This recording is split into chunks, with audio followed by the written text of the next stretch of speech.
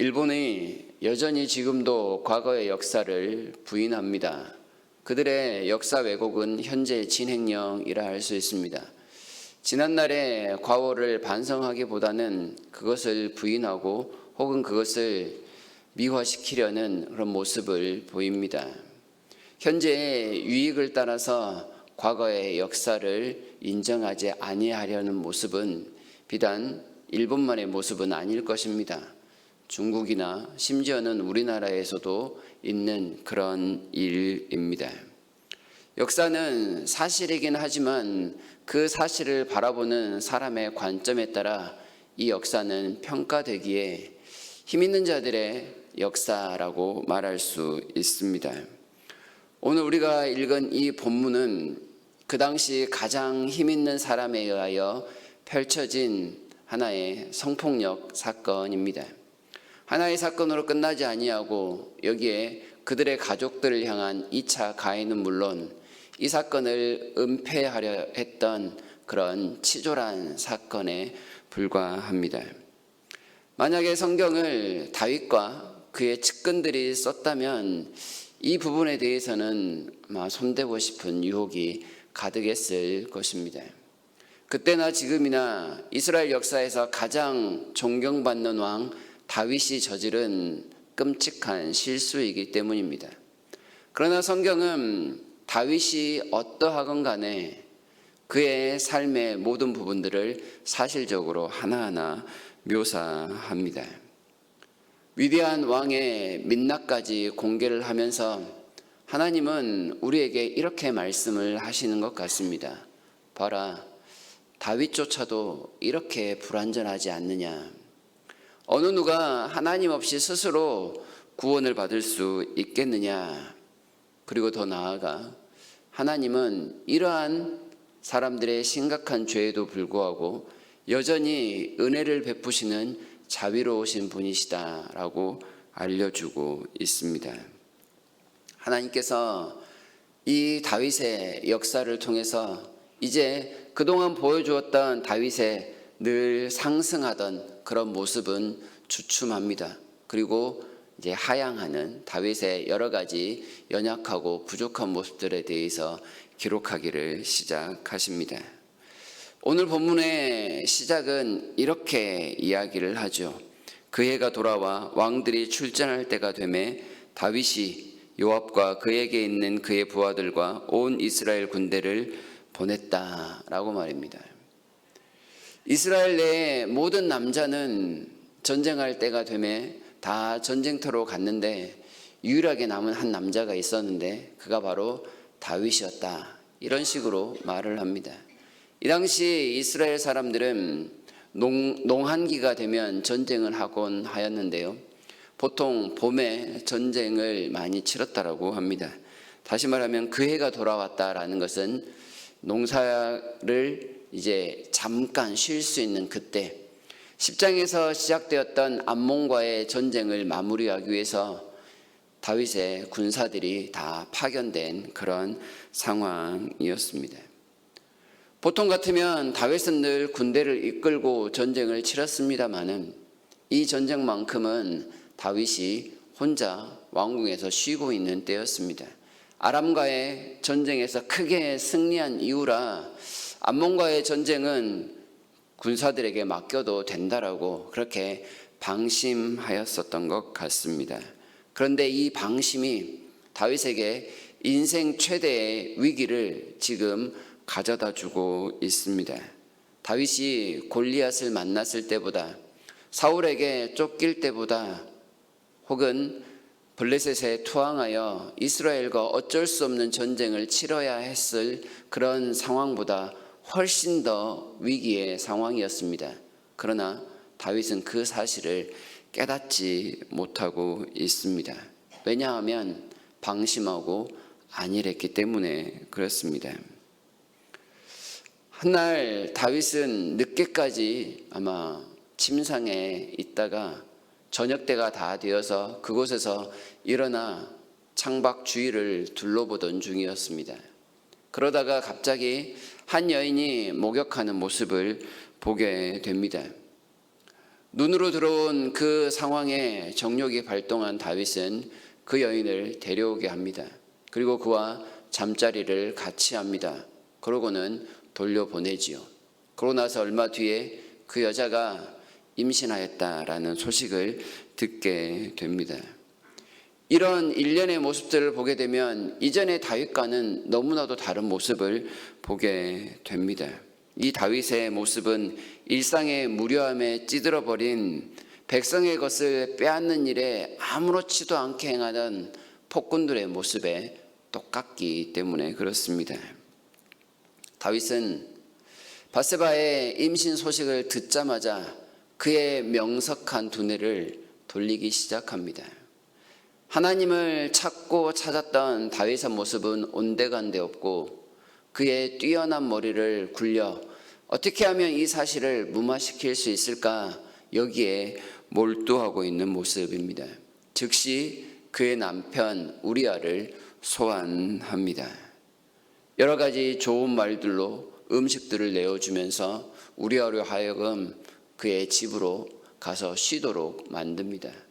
그러나 이 왕궁의 소문을 들었는지 우리아는 너무나도 충직한 모습을 보입니다. 주의 부하들과 언약궤와 군사들이 야영 중인데 내가 어찌 집에 내려가서 편히 쉬며 나의 아내와 함께 잘 수 있겠습니까? 이틀 밤이나 다윗이 노골적으로 술에 취하게 하고 집에 내려가라 쉬어라 라고 말을 하지만 우리아는 요지부동입니다. 7절에 다윗이 이렇게 우리아에게 묻죠. 우리아가 다윗에게 이르매 다윗이 요압의 안부와 군사의 안부와 싸움이 어떠했는지를 물었다 되어 있습니다. 여기에서 안부라는 말은 우리가 아는 샬롬이라는 말, 곧 평강이라는 말입니다. 요압의 그런 평강한지 군사가 평강한지 싸움이 어떠했는지에서 이 어떠했는지 역시도 샬롬이라는 말인데요. 다시 말하면 이 7절을 통해서 다윗은 그 우리아에게 평강을 이야기를 합니다. 당신과 군대와 모든 상황이 평안하냐? 그러나 이 평안은 다윗의 입술에만 있는 단어일 뿐입니다. 그의 마음은 거짓과 탐욕과 사기로 가득했을 뿐입니다. 자신의 범죄를 속이기 위하여 겉으로는 사기꾼처럼 좋은 말들을 쏟아내고 있었던 모습입니다. 하지만 우리아는 이것을 아는지 모르는지 자신의 군주인 왕에게 절대적으로 충성하고 있는 모습을 보입니다. 자신의 뒤통수를 치려는 다윗 앞에서 여전히 자신이 죽을 줄도 모르고 순종하고 신실한 모습을 보이고 있는 이 우리아의 상황은 다윗이 얼마나 악한지를 대조적으로 보여줍니다. 그동안 다윗은 늘 선한 기준편에 서 있었습니다. 다윗을 통해서 그 상대방에 서 있는 사람이 얼마나 악한지를 보여주는 그런 도구가 되었습니다. 골리앗이 얼마나 하나님 보시기에 악했는지, 사울이 하나님 보시기에 얼마나 부족하고 악했는지, 그 주변의 대적들이 하나님 보시기에 얼마나 악했는지를 보여주는 그 기준이 누구였냐면 그동안은 다윗이었습니다. 그러나 지금만큼은 다윗은 악한 편에 서 있습니다. 그의 부활을 통하여 그 자신이 얼마나 변했는지를 보여주고 있는 그런 상황입니다. 다윗이 이렇게 된 데에는 그의 마음속에 자리 잡은 교만함이 가장 큽니다. 내가 왕인데 내가 모든 것을 할 수 있지 않느냐라는 마음이 자리 잡은 것 같습니다. 그런 교만함을 자극했던 것이 무엇이냐면 바로 정욕이었습니다. 모든 것을 소유하고자 하는, 그동안은 하나님의 대리자로서 철저히 순종하는 사람이었습니다마는 이 정욕이 발동하고 또한 그 교만함이 그를 완전히 애워쌌을 때는 그는 모든 것을 할 수 있다라는, 내 것이다라는 그런 스스로 왕이 되어버리는 모습을 보여주고 있습니다. 하나님을 찾지도 않습니다. 말씀드린 것처럼 자신의 방식으로 문제를 해결하려고 안간힘을 쓰고 있을 뿐입니다. 잠언에서는 교만은 패망의 선봉이요 거만한 마음은 넘어짐의 앞잡이니라 라고 말씀을 하는데, 과연 다윗의 상황이 꼭 그러합니다. 범죄함 때문에 이미 평안함을 상실해버린 다윗의 모습은 참으로 보기 안타까울 지경입니다. 다윗도 이렇게 넘어지는 모습을 보는 것이 결코 마음 편한 일은 아닙니다. 하지만 다윗이 넘어지는 것은 우리라고 넘어지지 못할 이유가 있겠느냐라고 생각하게 만듭니다. 우리도 방심하는 순간, 안일함에 빠져드는 순간 다윗이 저지른 범죄 못지않게 그렇게 언제든 심각한 범죄를 저지를 가능성이 농후함을 성경은 분명하게 가르쳐주고 있습니다. 죄를 짓는 일에 있어서 어느 누구도 예외가 없다라는 사실, 불변의 진리인 것이지요. 모두에게 죄 지을 가능성이 가득하기에 하나님은 우리에게 매일매일 순간마다 회개할 것을 말씀하십니다. 요한 1서에서 만일 우리가 우리 죄를 자복하면 그는 미쁘시고 의로우사 우리 죄를 사하시며 우리를 모든 불의에서 깨끗하게 하실 것임을 말씀하셨습니다. 교만이 찾아오는 순간 죄악과 타협하게 되고, 그러면 회개의 기회를 놓쳐버릴 수 있습니다. 그러니 더욱더 말씀을 생각하며 늘 스스로를 돌아보고 죄를 미워하는 일에 앞장서야 한다는 말씀이 될 것입니다. 만약 회개하지 않는다면 시편의 기자는 내 뼈가 녹고 나의 진액이 마르는 고통이 임할 것임을 노래하기도 했습니다.